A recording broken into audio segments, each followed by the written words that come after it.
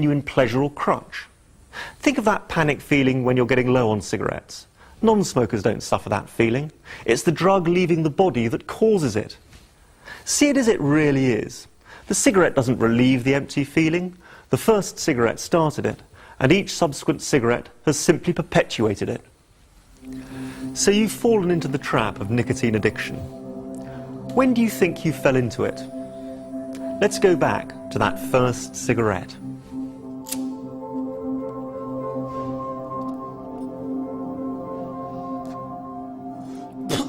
As long as you weren't enjoying it, you thought, I won't get hooked.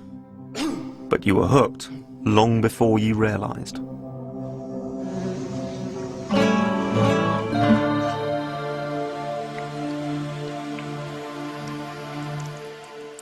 You should now realize that in fact cigarettes provide you with no genuine pleasure or crutch whatsoever.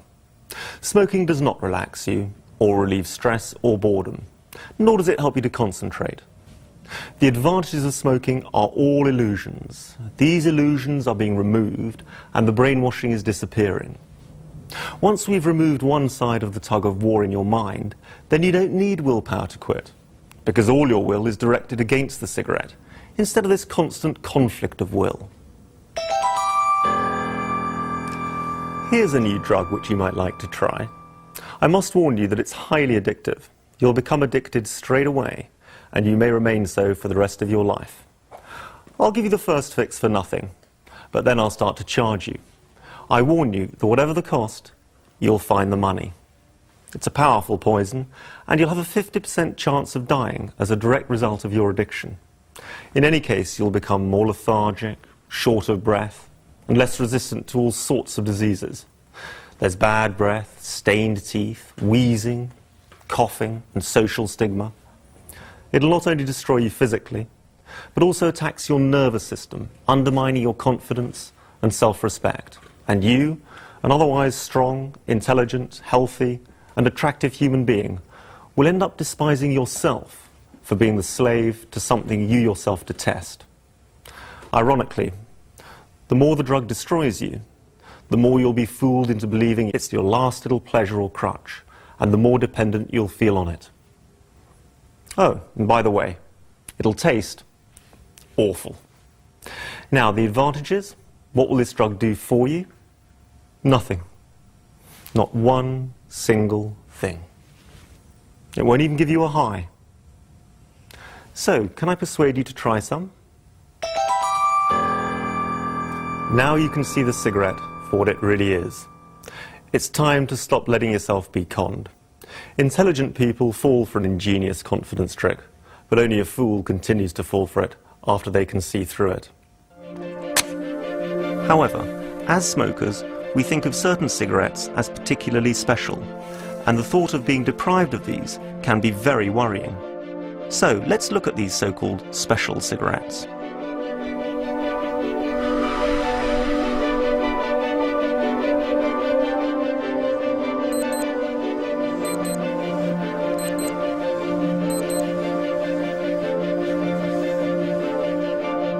The only reason the first cigarette in the morning seems special is because you've gone all night without one. So the relief from nicotine withdrawal seems that much more precious. But non-smokers don't have this problem when they wake up.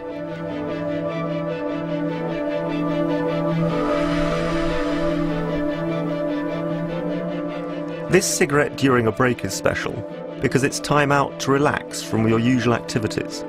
But you can't relax without the cigarette because you feel the need to relieve your nicotine withdrawal. Non-smokers don't have this problem. They're relaxed at these times without a cigarette. Smokers believe a cigarette gives them an excuse for a break and fear that when they quit, they won't be able to take breaks. The fact is, smokers need breaks in order to feed their nicotine addiction, otherwise they get uptight. As a non-smoker, you can enjoy as many breaks as a smoker without poisoning yourself or being forced out into the rain or freezing cold to get your fix.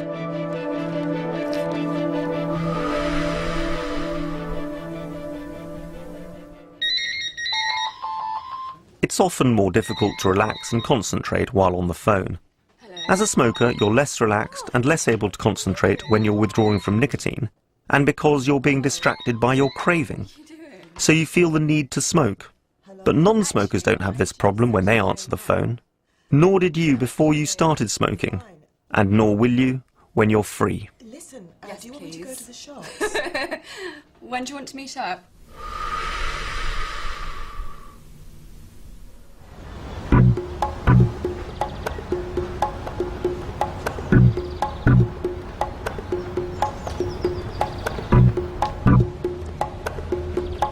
You should be particularly relaxed after exercise, but you won't be completely relaxed because of the need to feed the little nicotine monster.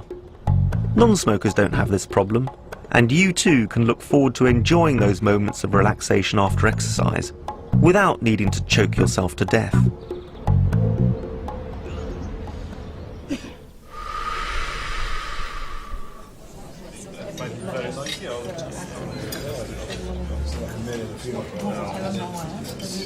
The favourite cigarette for most smokers is the one with a drink or after a meal. It's simply that at these times you should be completely relaxed. Work is over, you're sitting down, you've relieved your hunger for food, quenched your thirst. You often have pleasant company and nothing to do except enjoy yourself. Look again at our barometer of well-being. On an occasion like this, non-smokers will be on a high. If you're a smoker and can smoke, you'll also feel on a high, though in reality, you're below a non-smoker. But if you can't smoke, you'll be utterly miserable.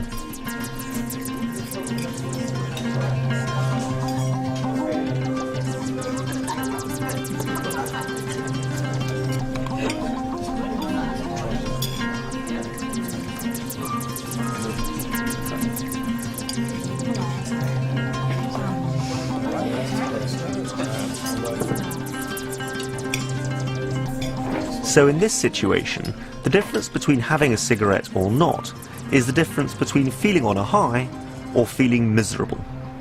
This is the real reason the nicotine monster is so powerful, and why smokers go to extraordinary lengths to get their nicotine fix. Non-smokers don't have this problem, and you'll enjoy these occasions far more once you're free.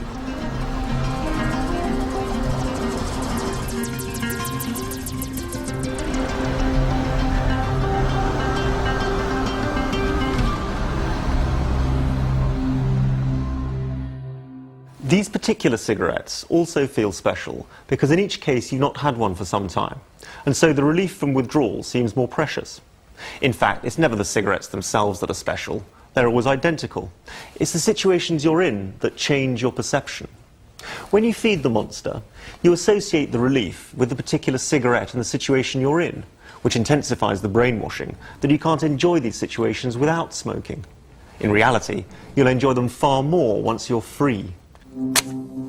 If you still believe that you do enjoy smoking, light one up now, take 6 deep puffs on it, analyse the feeling, and ask yourself what you're enjoying about it.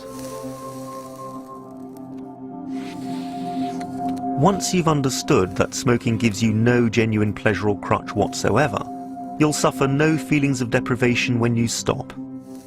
So why do smokers find it such a trauma trying to stop on the willpower method? They know the disadvantages of smoking outweigh the advantages, and that they'd be better off as non-smokers. But because they don't understand the nicotine trap, they still believe that smoking provides them with a genuine pleasure or crutch, and that they're making a sacrifice. They force themselves into a self-imposed tantrum, like a child being deprived of its sweets. They hope that if they can endure the misery of the tantrum for long enough, time will heal the wound, the craving will go, and they'll be free. However, in the vast majority of cases, this approach fails, as the ex-smoker feels deprived, miserable,